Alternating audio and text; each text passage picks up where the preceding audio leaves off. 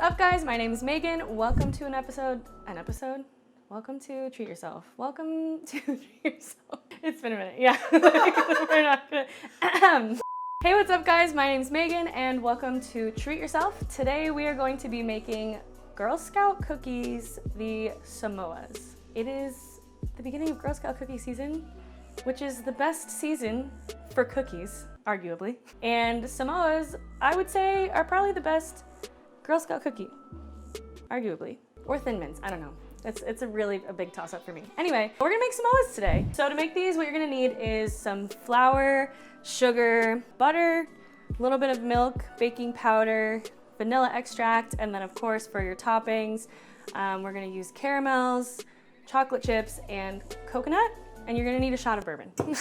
But that's not for the cookie, that's just, we're gonna take shots. You guys ready? Cheers.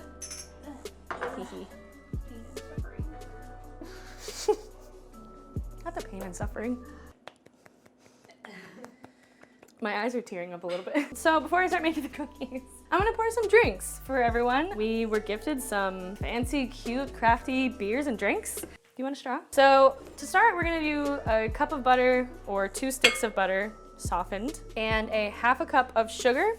And we are going to combine those. I actually have my butter soft enough for once in my life. All right, that looks beautiful. See, when they say to cream the butter in, that's what this is, and I hate that. Then I'm going to combine the dry ingredients, which I have my 2 cups of flour already in a bowl. I have a 1/4 teaspoon of baking powder. I'm gonna add in a little bit of salt. I'm gonna add my flour and baking powder to my butter and sugar, mix those up.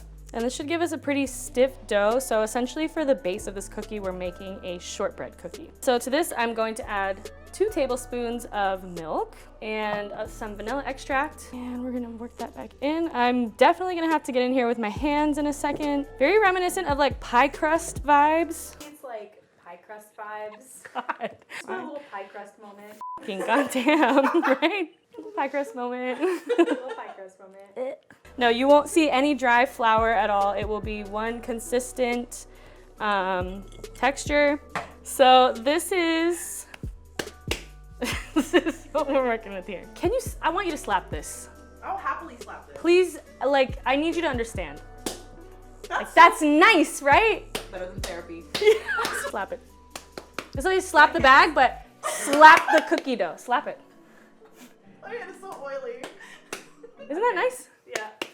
Okay, now that was weird. That's enough of that. So I'm gonna split this into 2, and I'm going to wrap it in plastic wrap, and we're gonna stick it in the fridge so it can firm up for about an hour, so the butter can firm back up, and then it will just make the cookie dough a million times easier to work with when we're shaping it. Once your cookie dough has sat in the fridge and chilled for about an hour, what you're gonna do is take it out, and you're gonna roll it out with a rolling pin to probably about 1/8 of an inch-ish, really thin, as uniformed as you can.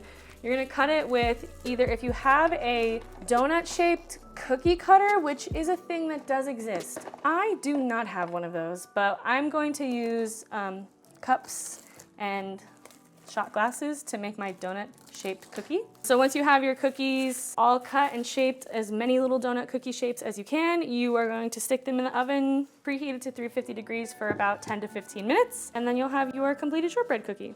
All right, so we have baked our cookies. They have cooled off. They are ready to go. What we have also done is taken our caramels and melted them over a double boiler with some milk. So essentially we took a pot of hot boiling water with a glass bowl on top where we were able to put the caramels in, and by the heat of the boiling water they melted, we added the milk. What we're gonna do now is take some of this caramel and spread it onto the top of our cookies so that our caramel and coconut mixture will adhere to them better. So I'm gonna go ahead and do that and just take each cookie and add some caramel to the top of it. And the remaining caramel mixture, I'm going to just mix our toasted coconut mixture into that. So speaking of our toasted coconut, you do have to actually toast the coconut. Essentially, you will take your sweetened coconut and place it onto a tray lined with parchment paper. You're gonna stick that in the oven for about 10 minutes until it's browned.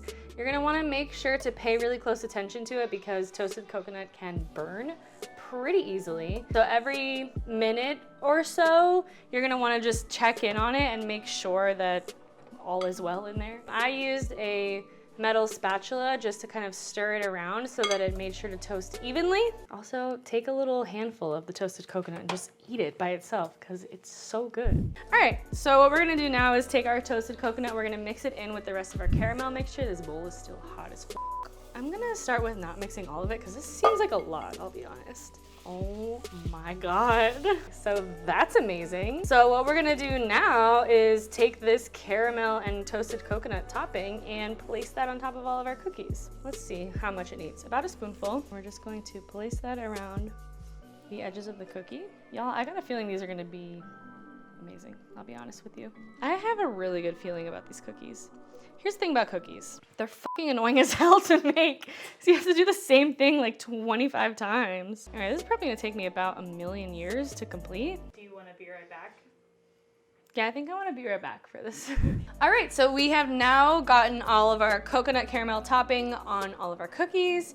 We've given them a little bit of time to kind of sit and harden up a little bit. Oh yeah, that's looking great. So we've then taken about a bag of dark chocolate chips. We've done the same double boiler method, melted them so we have a nice, smooth, delicious chocolate. I don't know, smooth chocolate dipping. It's a chocolate. It's chocolate. That's what it is. That's what it is. The classic Samoa has a chocolate dipped bottom layer and then it has a drizzle on top. So we're going to take each of our cookies, dip it in on the bottom, and then do a little drizzle on the top. I'm gonna start with an uglier one in case I f it up. So I'm gonna dip the bottom of it into the chocolate. Oh, it's a little hot. Oh, it's hot. Okay, all right, it's hot. All right, that's great. Did not think about this before I started doing it. Is the cookie just sitting in there? Yep. Yeah. Oh, shit. Okay, that's kind of amazing. And we're just gonna, oh, and it broke in half. All right, great. Yeah, we're gonna do that, but carefully next time. I'm gonna plop it in and then pick it back up. We're gonna drizzle them on the top anyway, so they don't have to be super duper clean.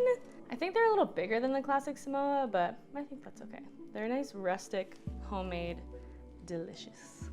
Okay, so what I'm gonna do before the chocolate melts is grab a small spoon and I'm just gonna drizzle the remaining chocolate over the top. Stakes are high. We're running out of chocolate.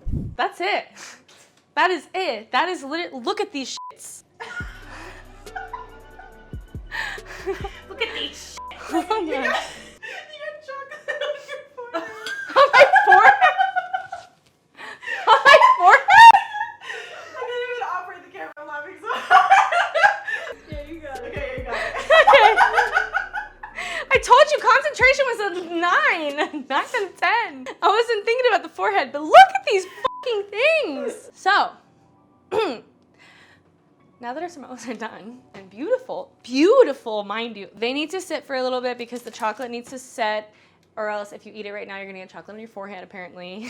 It's gonna get everywhere. So we're gonna let them sit for a little bit so the chocolate can harden and the caramel can continue to set. Did I say that I've never made these before? I don't know if I've said that yet.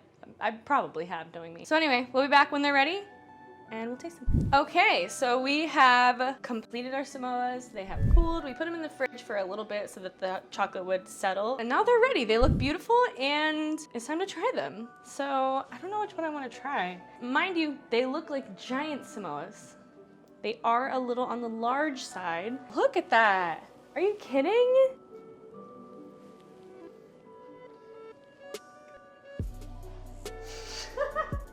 Did you make a Samoa? I need to let them speak for themselves. I need you guys to try them and I will eat this whole thing. Yeah, I can't even say anything about this right now. I just need you to try it. Oh my God. Chewy, caramelly, chocolate, delicious, perfect. That's a Samoa, right? But like leveled up. Damn. Right? Oh my God, these are literally like just giant Samoas. Aren't they? I feel like I need milk I have some if you want. and like a paper towel. A paper towel I can arrange. So the verdict is we made Samoas. Honestly, I will say there's a few steps, but this is a way easier cookie to make than you might realize. 1,000,000 out of 10 recommend that you make these, especially if you love Samoas, because if you love Samoas, you're correct. Like, comment, and subscribe. Subscribe mostly. Please subscribe to our channel. Leave a comment if you make the Samoas, and that's it.